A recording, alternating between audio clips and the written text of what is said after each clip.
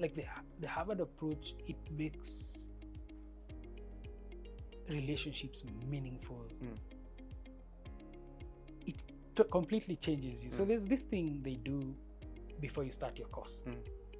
So when you apply and you're accepted, then you'll go through a process of understanding yourself.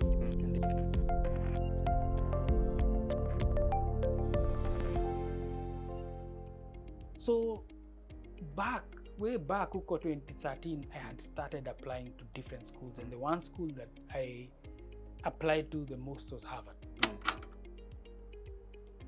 And I remember it wasn't an easy process because you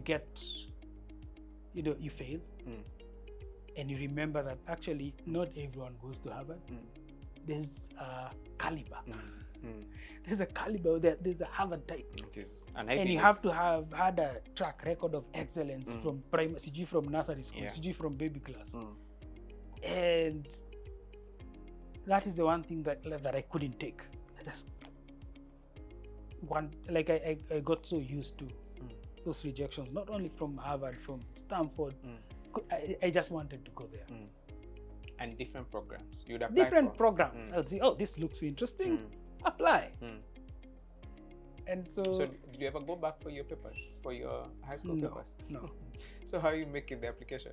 So I'm just making the application based on my years of experience. Yeah, because that counts a lot. It counts. And then for some reason, everything I was applying for some reason, that wasn't the big thing. The big thing was to write why you should be the that motivation program. letter. Yeah. And it's not That's easy. crazy. Yeah. It's not easy. So in my second year running the business with Anna, and by that time we have opened Senegal. It's running. And so I get accepted To Harvard. First person I call, because first of all, so getting accepted is one thing. Yeah, you celebrate and all that, and then you get the bill, the invoice. And that's when you realize, so this is what they don't tell you, because it's money like you can't believe.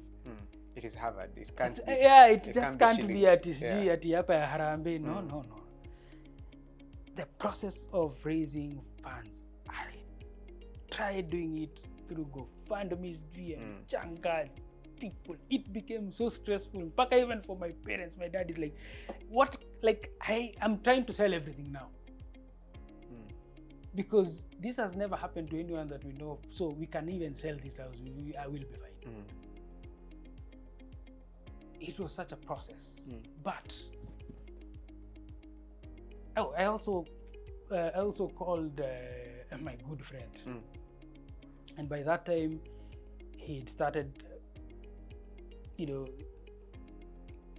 getting sickly, and there was just a disconnect. This is the guy you are with in. Oh, okay. So there was just a disconnect in terms of like I couldn't find him when I was looking for him and whatnot. At some point I was like, I think in my mind I expected him being a billionaire to just say, oh, here's a check. Here's a check. No, that's not how life works. So truly. So he asked me, so what are you going to do? I was like, I know this script, and so I'll show you that I'll get in. So I got support even from our own company. I threw in savings, and by that time, as I said, I had a family, and also my wife just told me, don't worry about us, we'll be fine. Go. Which is something I think I had needed a long time. Go. And so I got in. And so now I had to leave Anna running the studio. Because while most, the big part of this course was virtual, it was 20, I normally say it was 24 hours. Very, very intense. Because you're working with US time and you're studying 16, 18 hours a day. So you only wake up at night. During the day you're sleeping. It goes on and on and on and on. And so because it's condensed, it's like you take an MBA, condense it into 8 months. A 4-year into 8 months. Huh? It took a lot. But then the good thing is I went in, I was very intimidated by, looking at the profiles of my classmates. You see, a guy is one of the MDs at Aramco, Saudi Aramco. Another guy is a guy like higher top brass in the military in the US, like the who's who. And here is Michael, whose dad is Uko Kamulu.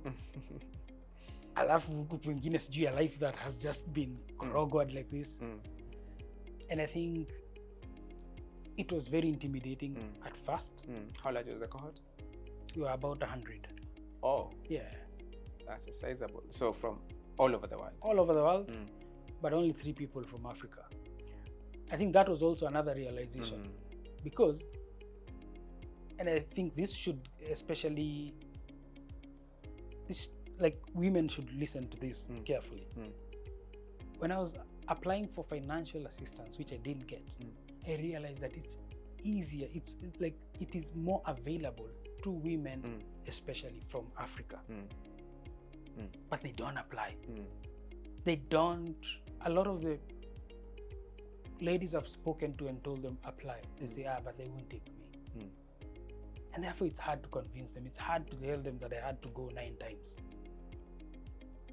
For me, I didn't get that assistance, but it is there. And it is there for a reason. Especially in Africa, this gender disparity. Like if women don't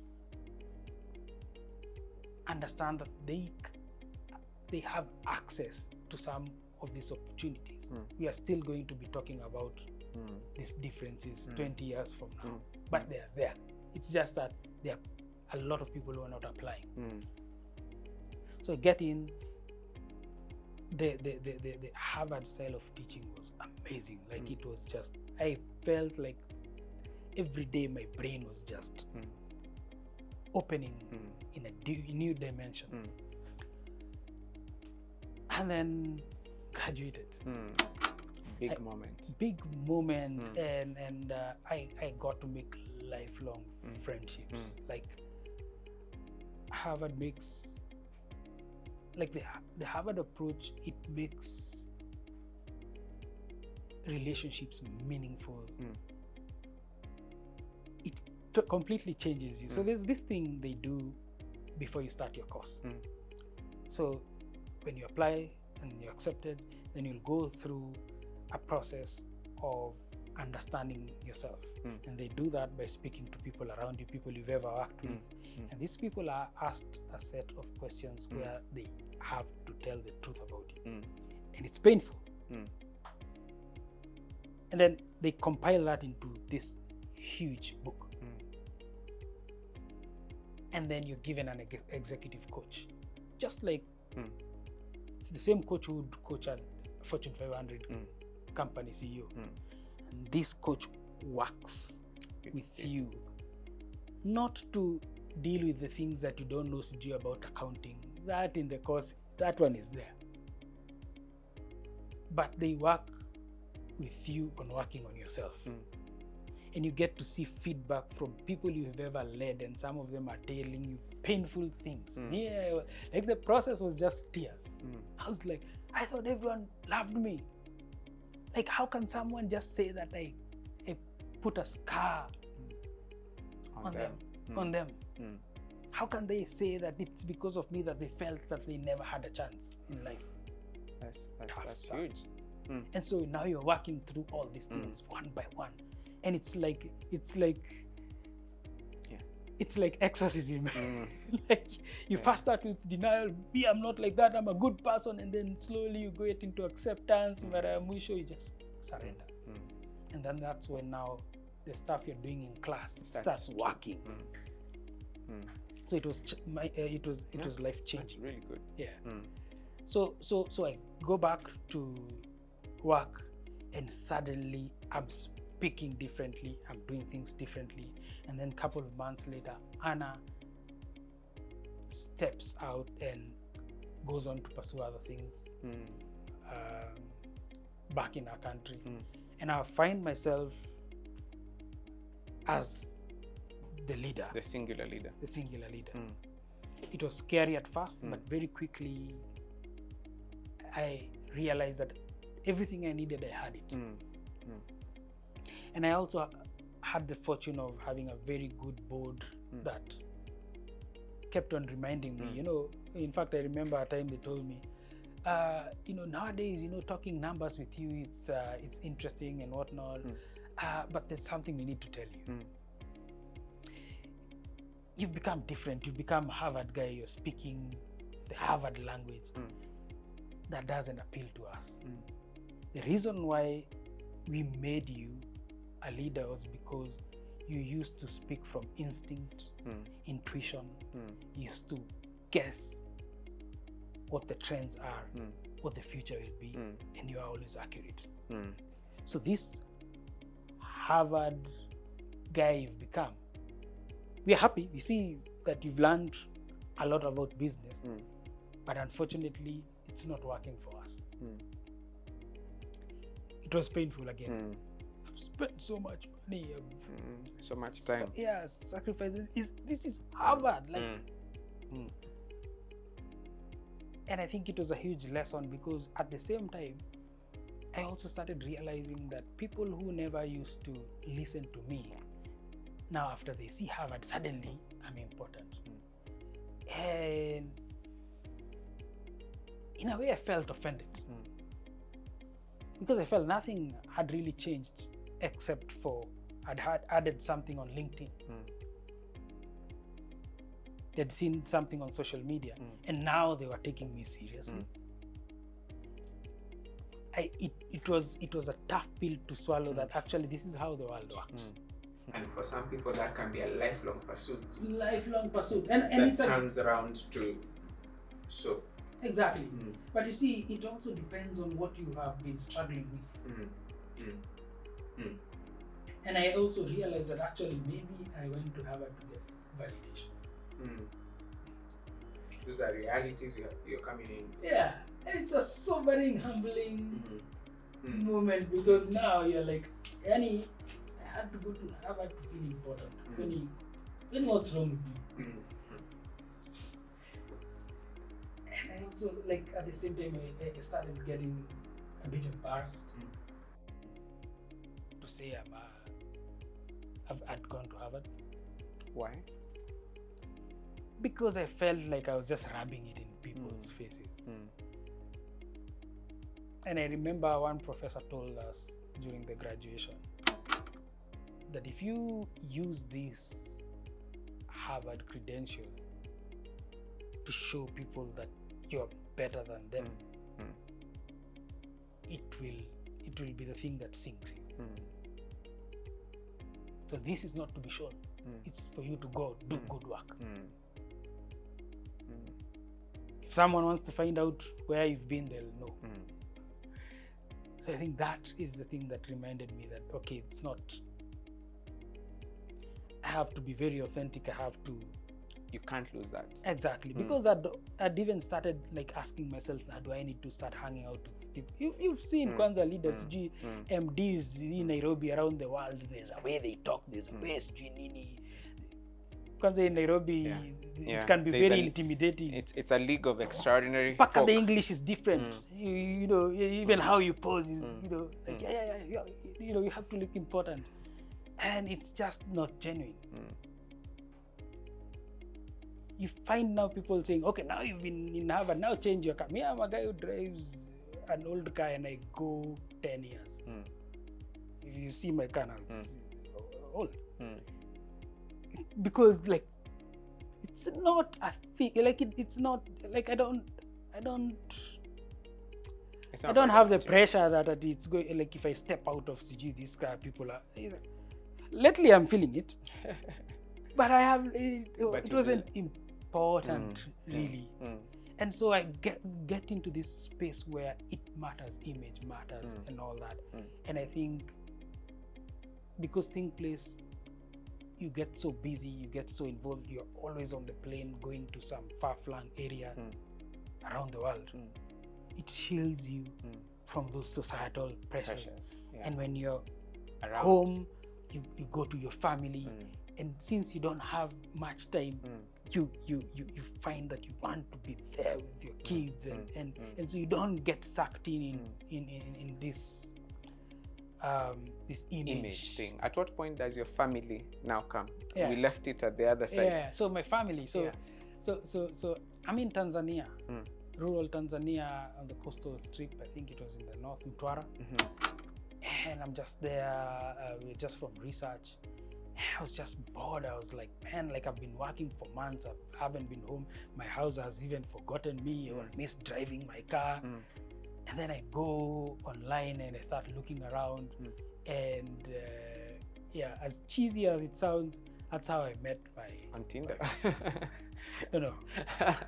On Instagram. I'm old school. Old school in a digital sense. So that's how we started talking. And then I realized that she lived close to where I lived. In Nairobi. In Nairobi, oh, okay. And then I came back home to vote. Right. That's how we met. This recent one. Yeah, that's how we met face to... No, it's 2017. 2017 one, right. That's how we met. And it was a breath of fresh air. Because let me tell you, I think by that time, I'd gone through this phase where I said I would never, ever be in a relationship. And after the last one, I had gone wild. I said, in Nairobi, itanijua. They know me. I'm telling you, they'll know me. And I tried that, and I felt hollow. Like I was just like, man, this is not how I used to be. And so by the time I was meeting this new person, like I had just surrendered. I was just like, me, I don't have problems with anyone, just, I just want to chill. And she is that, like she very calm, loves people. No, let me tell you, there are very few people who love people. I'm talking about someone who will have 10 bob in her pocket and she'll give it away, then realize, nimepeana fair. Very fun, very, like, just very different. Just what you needed. I didn't know I needed. I was just there saying, hii ni majaribio. This is how it all starts. Because, you've been scarred now. You're in your mind, you're like, never commit. So I had a lot of things to work on myself, because every time, for example, you said, like we said, would say, okay, let's meet at a certain time. Even that small thing, I felt like I was giving away my power. Like, why do I have now to answer to someone? It was a very tough process. And trust issues. I was like, you're too good to be true. Too good to be true. Your truth will come out. So I'm giving you time. I've been there. I'm seasoned. And I'll walk away. I'll just walk away. I won't tell you. So was it hard for her? Like, she understood. Like, she was just gracious. Like, chill. She'd see me wilding out and just look at me and just like, just wait for me. Son. She was more mature in that sense. Like, she was just like, you just, go through your things. I'm here. You say you met virtually once. I mean, you met virtually, but you only got to meet in person when you came to vote. Yes. Oh, so you had like a season of dating. Of just, you have to think of words. You have to think emojis. Of like what, and the first ones, because I was proud and I didn't want to appear like a stalker. You can't just slide that into the DM and say hi. Yeah. No. Yeah. Comment. You start by looking at the pictures, looking at the ones that don't have many likes, And then that have find value in those ones. Yeah. And click on and you see, wow. And then at some point you click another, and I think she got it. Yeah. She looked at my pictures, clicked on the ones that no one wanted to see, and that was just a very frequency. Yeah. Connected slowly. Yeah. And so by the time I'm sliding into the DM, this one I know this is a warm lead. Seriously warm lead. And so also turns out that her friend, so I used to be a blogger, so I've done many things in life. Your story can't be finished. It can't be finished. Me, I'm telling you, I've owned a clothing line. Oh, wow. I've been a DJ. Yeah, I've many things. And I was also a very, I would say for the time I was an accomplished blogger. And I used to write a lot about relationships, especially after the divorce. It was your outlet. Yeah, because I wanted to sort of influence people into going about things the right way. And so her friend had been sending her my blog posts. And now here I am liking her. I think for her, she didn't need more science.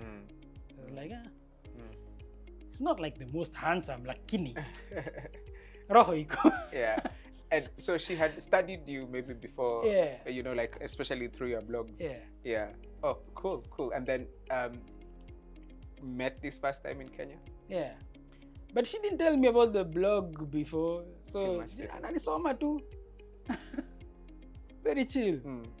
And so that's how we met. And then, like, from there, even the guys I was with in the project in Tanzania, they noticed, well, you're smiling more. Not even smiling, I'm busier. Because I used to be the guy, you know, after coming from field, I'm like, hey, let's do a drink. And then suddenly I'm telling guys, I'm just going to turn in early. So you guys will see you tomorrow. And then they hear me on a call. For quite long. And then I'm supposed to be this guy who cannot be captured. So I'm struggling with, you know, I just can't say that, you know, there's someone who, your heart is melting, but you're like, no, I still have to shield it. Yeah, and so I used to sometimes try, like when we go out, I'm there, like trying to vibe others. Trying, but it's not working. Like I'm not interested. That's when I knew. Okay. Now this is. I've been captured. Yeah, this one now. It's interesting. How long did you do the online thing? Because I was in Tanzania for 3-4 months. That's a bit. It's a bit, but it was interesting, very interesting, because you know you're in field, no network, and then I'm like, hey, see, guys, we need to go back, just so I can get back to network and see if there's another photo that has been liked. Yeah, and for you to go like another. That silly, that it was that hopeless. So that's how we started off, and then I'm also trying also to lead the business on this other side. She became like a non-executive board member.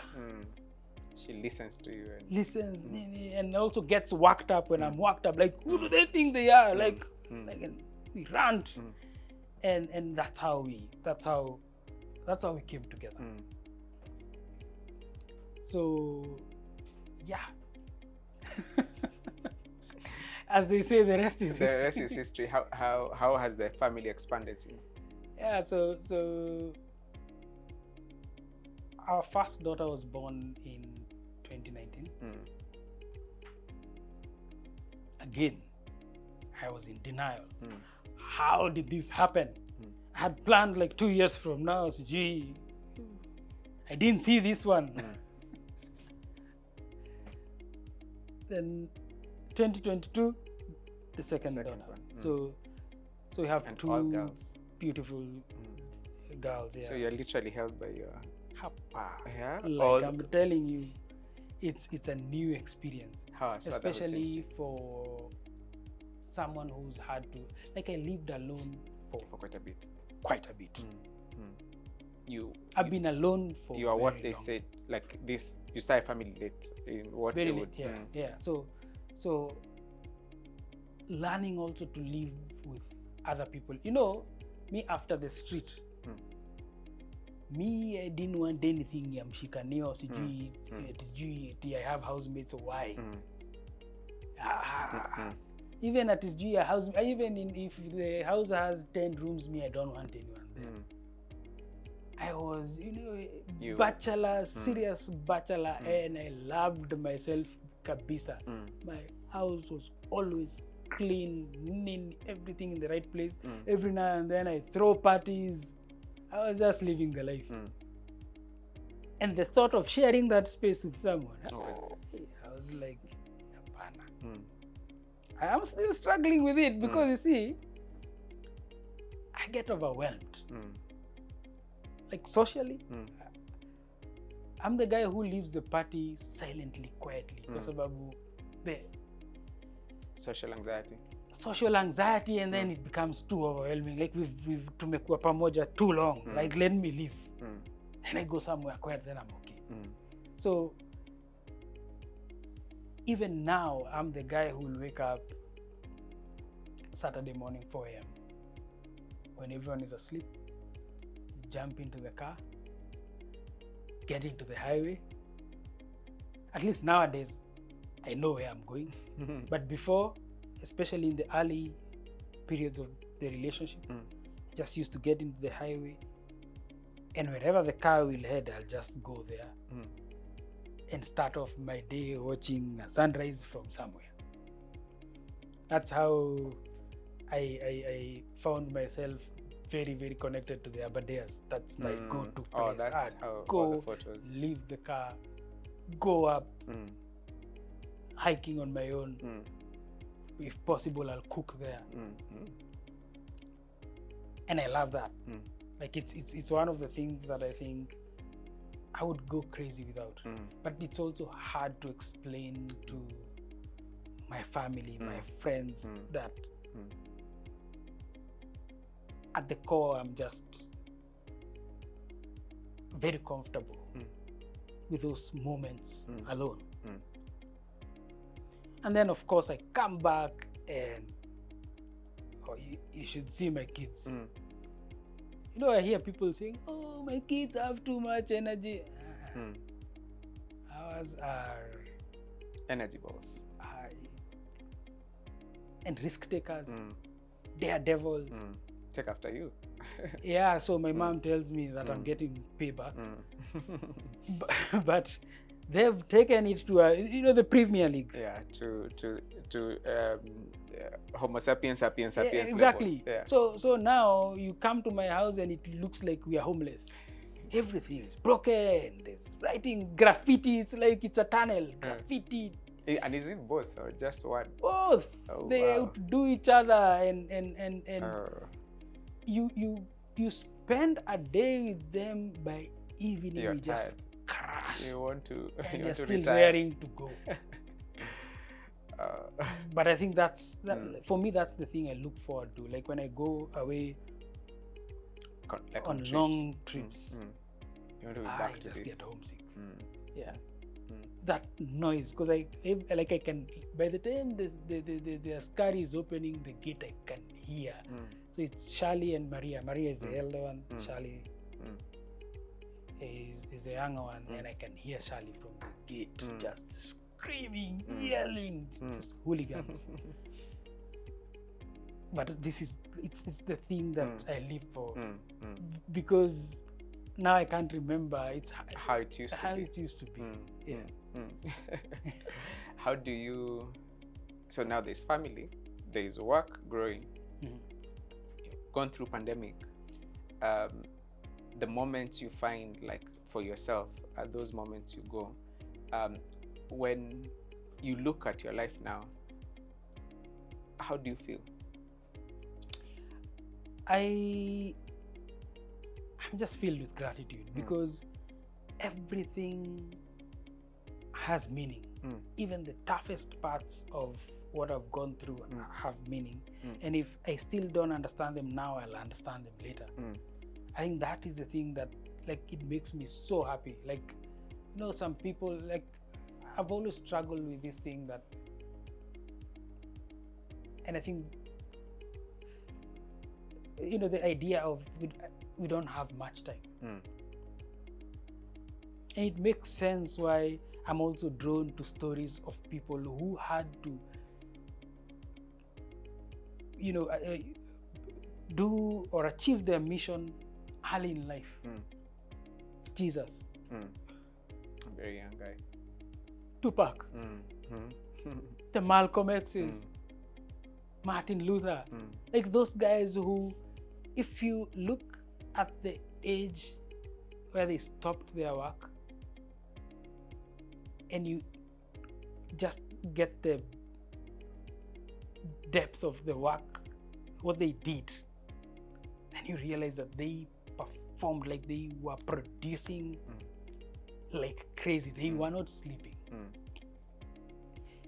And I think that a part of me is like that. Like there's this sense of urgency. Like I need to do it now, not tomorrow. I need to do it now.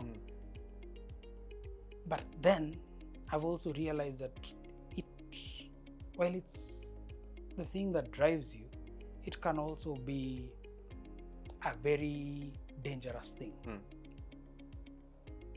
Because you forget to stop and take in the view.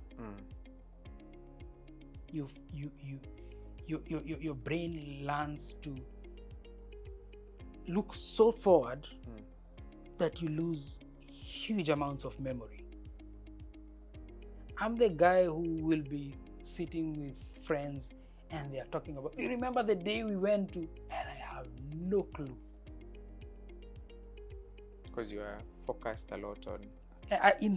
That day I was in the moment, but I didn't take it in and lock it in. I felt this is great, but I think there's something better there in the future. So it's like living with your bags packed, ready to go, always. Not good. If there's something I would wish for my kids, because I can see the tendencies. The fire is there. Yeah, you know how I see it. Like Maria is always looking outside the window. She's her mind is outside there, not inside here, just like me. She feels it's more fun out there, and here, like she feels hostage. That's me.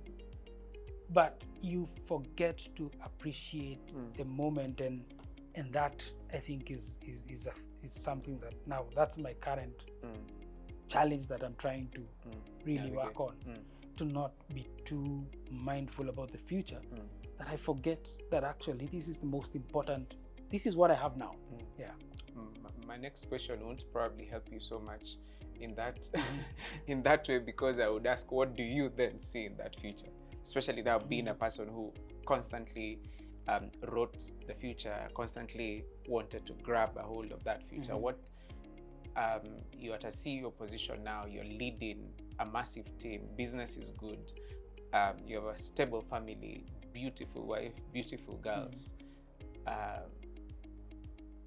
The life that you probably would not have imagined that time when you were on Jabavu Road, you know, under those phone booths, or that time, you know, you are in Kasarani. Now life is like almost the polar opposite, yet you still want to pursue what? That's a very good question. So first of all, like there's that anxiety of this still doesn't feel permanent. It's a fear. It's a real fear. It's a real fear. It still doesn't feel permanent. So I'm looking into a future where I stop running and I start really building capability of the next generation to take it from there, so that I can just stop to take in the view. That's the thing that for now it's wishful thinking. But I think now I'm starting to see that that's a possibility. I still have big dreams. Like I keep saying that I want to run a Fortune 500 company. And of course, as with everything I've ever said, you'll find that people give you that look where they're like, come on, like you too much. Even another one, like you think you're all special, but it's not me. I want it. I want it. But I'm also open to slowing down to really make meaningful impact, to really enjoy time with family, friends, and I have those like I have a group from my primary school that we are so tight. So I have a group from high school, not so tight, but works. Your friends from Jabavu. Friends like those ones, hardcore. I hope they all went on their life and it also they are became doing big things. That's like they didn't fall through. They're doing big things, like they are living the life that we didn't imagine we would live. And also, I also like how my family, your mom, dad. Mom, dad, siblings, how now it's starting to come together. It's funny when I tell people, my dad and my brother, they are like my best friends. Like if I'm going on the road with my dad and my brother is not there, there's just FOMO, like why, like you should have told me. And we go for hours, we just like driving out there, just driving, and I think I like how that's coming. I also like how my mom, like she's become this pillar that like she's holding everyone like this. She's a true matriarch. Yeah. Boss. She's and at the same time like really propping up my dad, because he's also like him. He's you know those and we are losing those guys like hardcore. And a guy who walks into chaos willingly, even if he's not going to come back, he goes in there. No doubts, like he just goes in there. I think this is a time when I'm learning a lot from them. Every time you go on a trip, they open up about their past, and you're like, oh, I didn't know that. So you actively do take like road trips? Oh yes, yes. And we leave everyone behind, so it's just the boys. And when the complaints become too much, then we include everyone, and then we drop them off, and we go on. And everyone is your sister. So the rest are also married?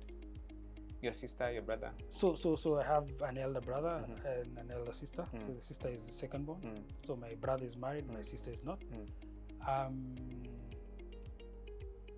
then my bro has 2 daughters. My sister has 1 daughter. So it's a small neat family. Yeah.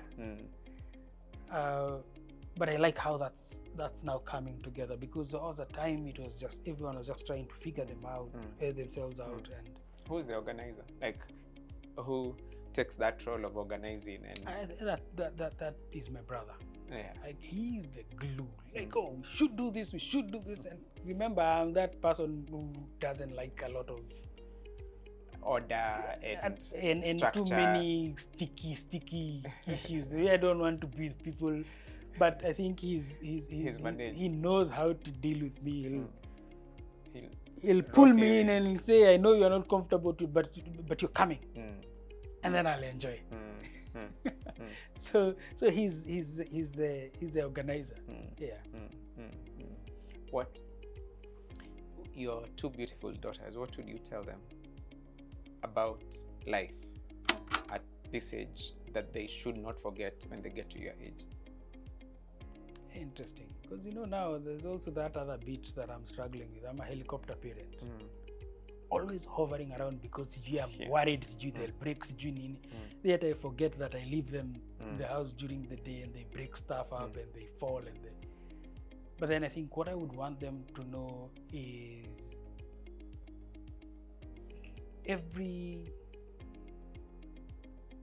life is just this one huge fun adventure, and the best thing you can have is a moral and a spiritual grounding, because that's the thing that takes you back home after everything has fallen apart, after you've been betrayed, after you go broke, after you go through tragedies, after you lose loved ones. You need that homing device,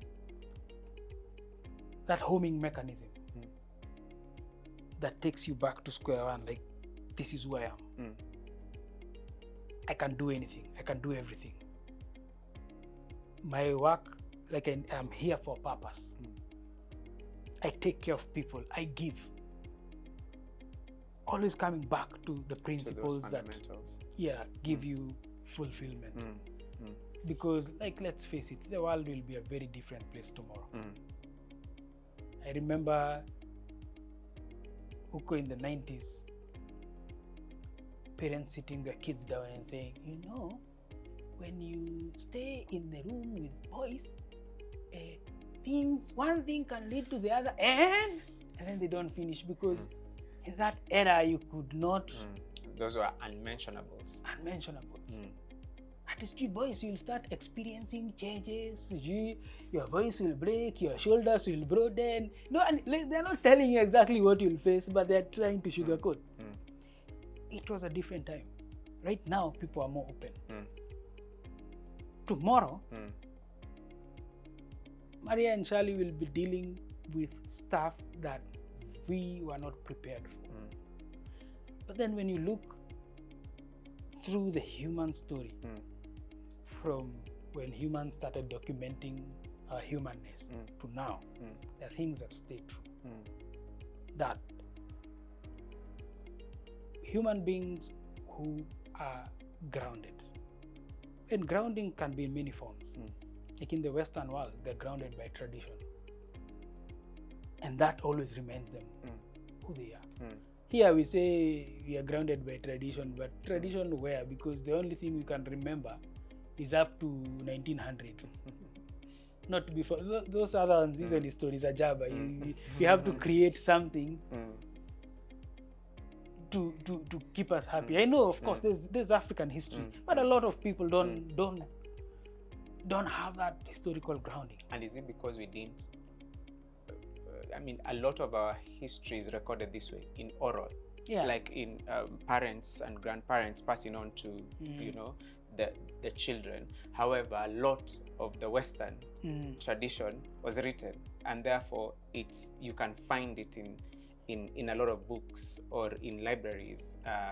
But now for us, everything is museum.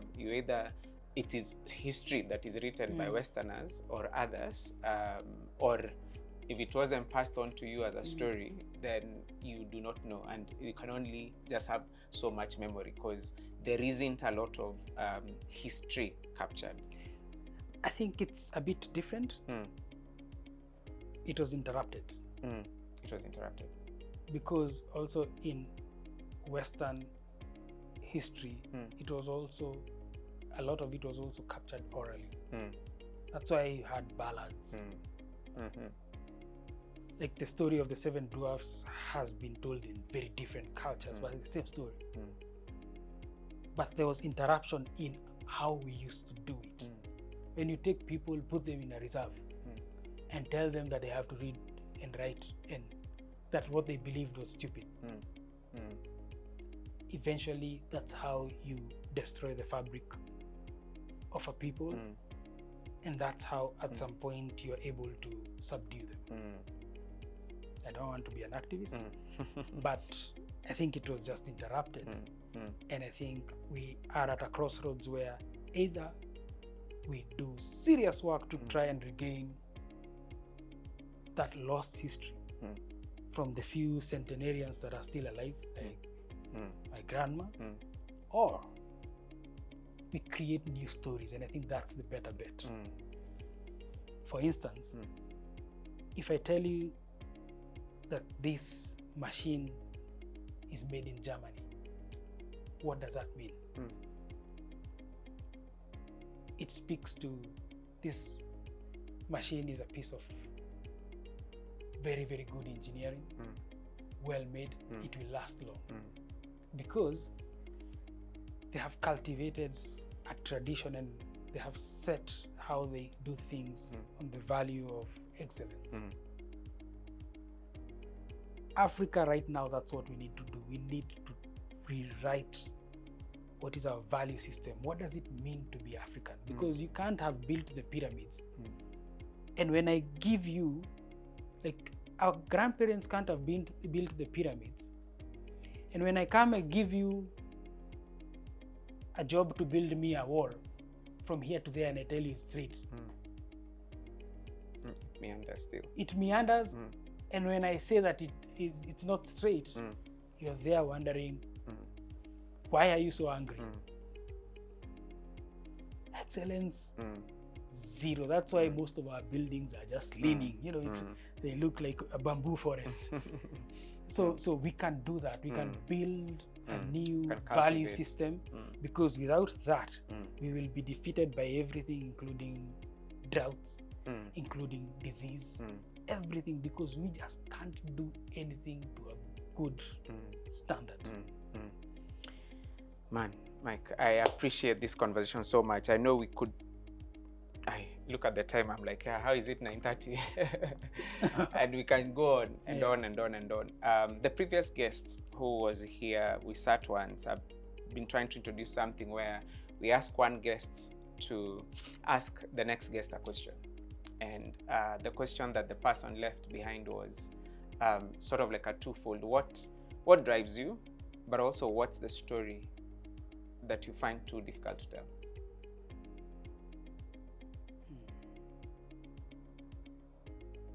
I think what drives me is the clock. Like, I feel like there's something I'm supposed to do, and I'll probably spend my whole life in pursuit, trying to find out what it is, but I don't have time.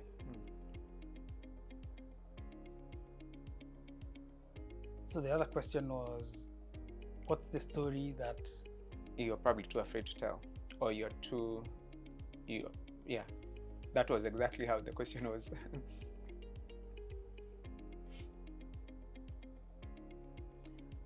Many stories.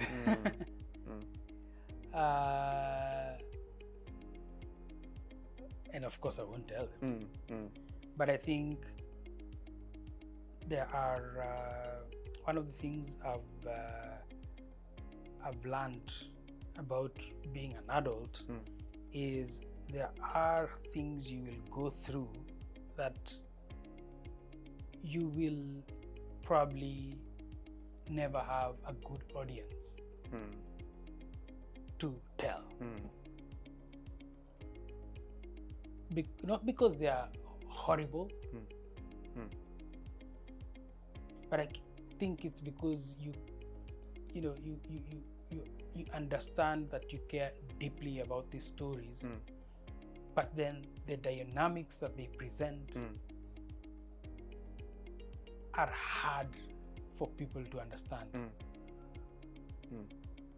And that's why, I've noticed one thing with people who are way older, 70 and above, they have this silence about them. And for a moment you can think that these guys were never young. They never rioted. They never did the things that you have done. But for a moment, just pause and ask yourself, if they were to tell you, if they were you at their age and they had to tell you a story about those things that you did when you were young, what value would come out of it? How, like, would you see this in the same way? And I think for me, that, like, that's the story. The stories are embarrassing. I still can't figure out, like, how I wasn't able to think clearly. And so, yeah, those That's the stories. reason. Of course, the good thing, like for me, the stories that I'm too afraid to tell, at least I have witnesses and I have people that we meet, and in our silence we say, yeah, that story, without unpacking it, but without unpacking, communicated. because like we went through it vizuri. And it's sort of like it's sort of like a bond that every time you meet with these people, you'll be like, we did okay. Came out on the other side, or we still chose what was right. I want to thank you for honoring our invitation, and actually honoring the invitation of a few people who comment and ask for specific people when we sort of like run polls. And my call today has surprised me. You know, just his story is rich a lot. I think when I was coming in, I wanted to go into various directions, you know, and ask a lot, and before I could even ask a lot, there was a lot of sharing that he's very considered and very reflective and very wise. And I feel absolutely privileged to hopefully be a part of the conduits that help tell your story. But I also want to throw a challenge to you to write that book. I think it's I hope we can God can give us the chance to sit back 5 years from now and then reflect back on things we didn't get to, but also add on to, you know, the various other experiences and perspectives and stuff that happens. So but mostly, I guess, you know, towards what we've concluded, the conversation continues, but also the story must be told. You have really hit it. The story must be told. So from me to you is to say thank you, but I'd like to give you an opportunity to close for us. And one question is, what's the question you have for the next guest, but also a chance to just reflect and close. Wow, that's a curveball, eh? Yeah, because I don't know if I can top the one that I was asked. But I think it would be interesting to hear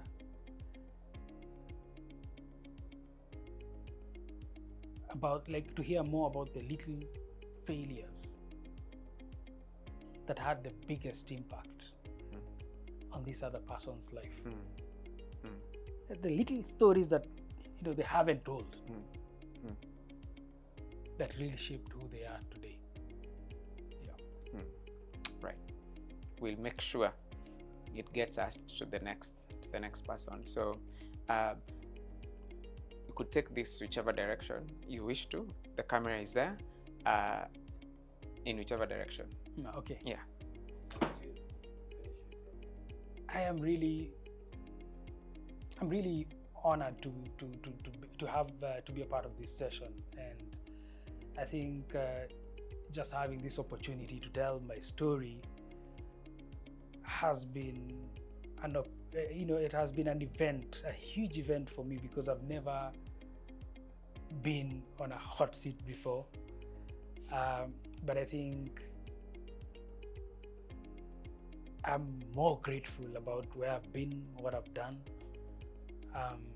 But most of all, I am very grateful for the people who've given me a chance, who've opened the doors for me, who've walked with me, and the people who are in my life right now. Because yes, my story might be interesting, and part of it might also expose my failures and successes. But I think ultimately it's a story of many other people. It's the African story. So my name is Michael Gigi. I am the CEO of Think Place Africa. It's a great pleasure to be on the show. Thank you. Oh, wow.